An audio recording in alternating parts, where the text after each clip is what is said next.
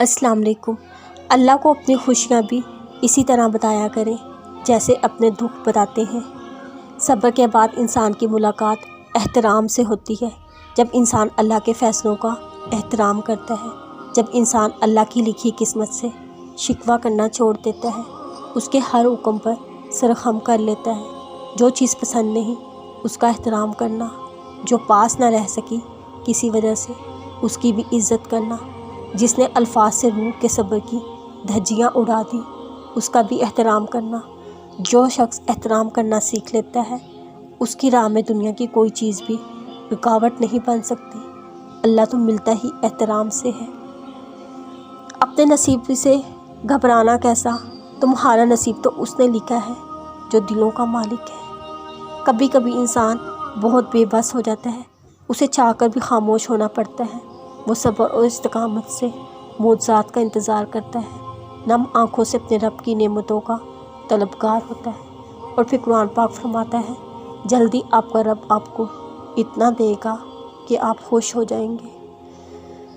میرے رب کو زیادہ تسبیحات کی ضرورت نہیں ہے، تم صرف صبر کا دامن تھام لو، زخم سہنا سیکھ لو۔ تمہارے زخم جتنے گہرے ہوں گے تم اتنا ہی اپنے رب کو محبوب ہوگے۔ آزمائش مستقل رہتی ہے، نہ یہ مرحلہ مستقل ہے۔ وہ جو عادل ہے وہ کفیل بھی ہے، وہ جو دور لگ رہا ہے وہ تمہارے قریب بھی ہے۔ وہ مانگی ہوئی کوئی دعا رد نہیں کرتا، وہ تہجد کے سجدوں کو ضائع نہیں کرتا، وہ بس تمہارا صبر آزماتا ہے۔ بس بات اتنی سی ہے،